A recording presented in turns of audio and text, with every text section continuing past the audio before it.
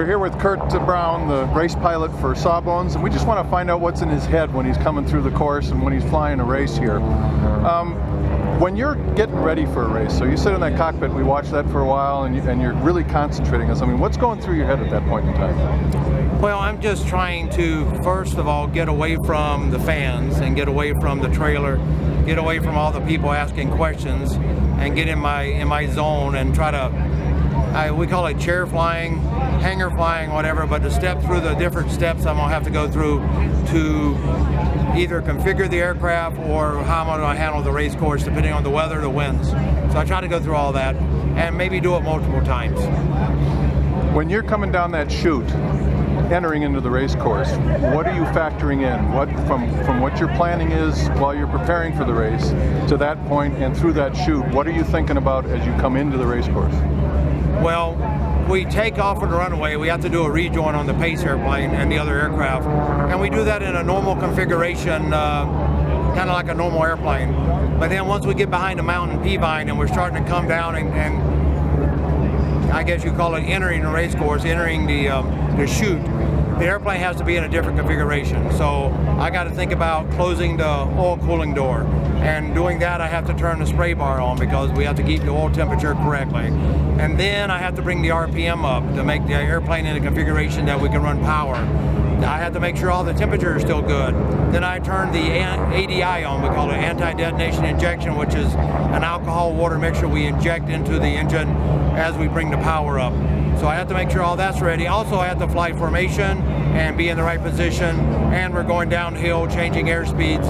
So once I do that step by step, one at a time, and then once I get it all done, I go back and recheck it one more time, and then by that time we're coming down to chute, and then I'm just running the power I need to stay in position on either on the pace aircraft or on the aircraft to the left of me. And when you're coming up on that pylon, how does that change? What are you thinking about when you're coming into that pylon relative to the race? Well, once the pace aircraft says you have a race, then all that stuff flips the switch is different. You now have to turn into racing, so you're looking at guy to your left and also checking to make sure no one's passing you to the right, but you're looking to make your move and how you're going to move around the first pylon. The first pylon is very critical, and that's pylon number 4, and you're coming down, you have the most speed you're ever going to have on the race course, so you're going to pull the most G's, and my biggest worry is the guy to my left won't turn correctly on the pylon. If they don't lead the turn on the pylon and hit the pylon correctly, then that forces yourself and other aircraft further to the outside and makes a bigger course, and we don't want to do that. So I come down, and then when we roll into it, I stack up high, so no matter if he goes further north than he should, I can go ahead and set my line and go. So that first turn is a big one. We see guys going high and low, between the pylons. Okay. How do you make that decision, or how do they decide whether they're going to go high or low?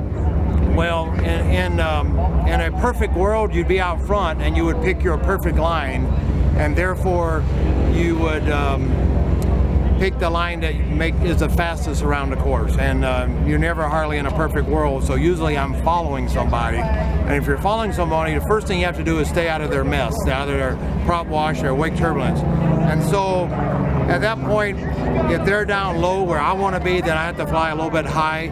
And if they're flying wide, then I have to change my altitude and my course so that I don't get in their stuff, because I can't go too wide, because then I'll hit a show line or a line that we cannot cross. If you do, you get DQ'd. So it really depends on the guy ahead of you.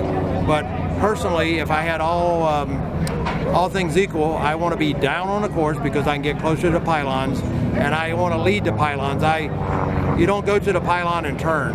You start turning way out here and you hit the pylon at the apex, and the apex depends on what other pylons are next to you or coming up, or which pylon you're crossing. So it's a strategy, and I've been around the course, I dare say, probably thousands of times, either doing training with students or racing myself. So I kind of get in the groove, and the only reason I get out of that groove is I'm following somebody that I have to modify for. What constraints are you under, and what are you thinking about when it comes to passing an aircraft? So if you're trying to get ahead of somebody or you're lapping somebody, what kinds of things do you have to keep in mind? Well, we have rules. So we're on the race course, like today, we have rules about passing.